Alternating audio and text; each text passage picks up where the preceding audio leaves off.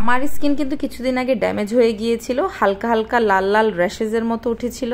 মাত্র 2 সপ্তাহে এই ময়শ্চারাইজারটা ব্যবহার করে একটা হেলদি লুক আমি পেয়েছি। রেজাল্ট দেখে আমি এতটা হ্যাপি, ঘুম থেকে উঠে ভিডিওটা শ্যুট করলাম। আমার স্কিন তো super oily. Hello everyone, welcome back to my channel. This is Moon from Monatic Moon. আশা করি সবাই ভালো আছেন। আজকে মোস্ট কমন একটা প্রবলেম নিয়ে কথা বলবো। আই গেস গত 2-3 বছর আগেও মানুষ বিভিন্ন পাকিস্তানি ক্রিম এই সেই ব্যবহার করে স্কিনের 12টা বাজিয়ে ফেলেছে। এখন কিছুটা কমেছে মেবি, আমি I am not sure, but ডক্টরদের কাছে এত ভিড় ছিল যে স্কিন কিভাবে ঠিক করবো, স্কিন কিভাবে ঠিক করব।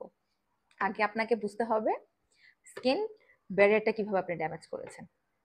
আমরা যখন এই ধরনের যে ক্রিমগুলো, ওই ক্রিমগুলো মূলত কিছু থাকে ওভার এক্সফোলিয়েটিং করে, কিছু থাকে উচ্চমাত্রায় মার্কারি থাকে, যেটাকে আপনার স্কিন সূর্যের বেশি আপনার স্কিনটাকে ওপেন করে দেয়, যেন রোদের কারণে আপনার স্কিনটা ড্যামেজ হয়ে যায়। সূর্য কিন্তু এভাবেই আমাদের স্কিন ড্যামেজ করে।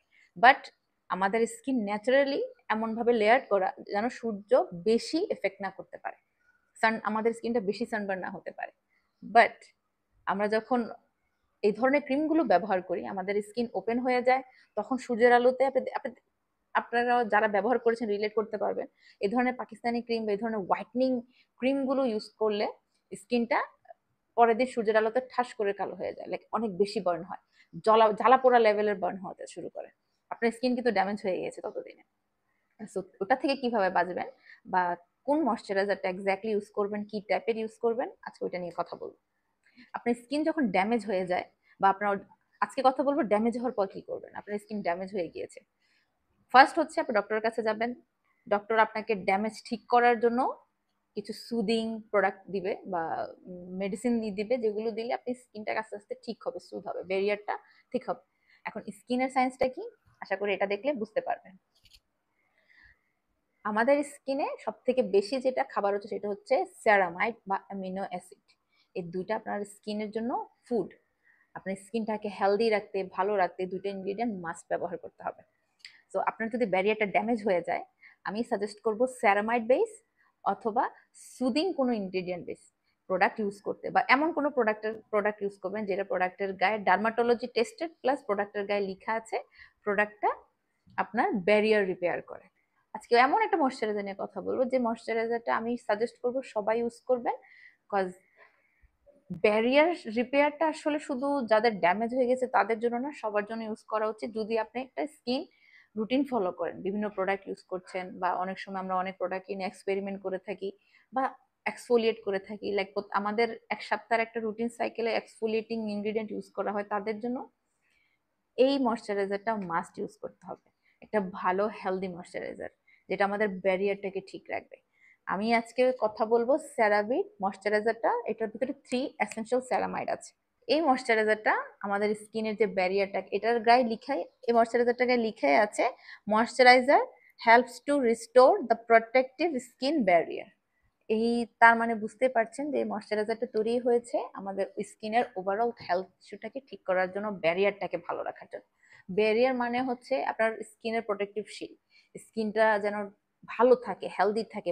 অনেকের স্কিন পাতলা হয়ে যাচ্ছে, চামড়া উঠছে, ওই জিনিসটাকে ঠিক করে ফেলবে। স্কিনটা পাতলা হয়ে গেছে, ধীরে ধীরে এটাকে মোটা করে ফেলবে, স্কিনের লেয়ারটাকে হেলদি রাখবে যেন সহজে কোনো কিছু ড্যামেজ না করতে পারে। আমরা অনেক সময় দেখবেন ইরিটেশনে স্কিন রেড রেড হয়ে যায়, ওইটা ঠিক করার জন্য এই প্রোডাক্টটা ইউজ করবে। এই ময়শ্চারাইজারটা ভালো কাজ করবে।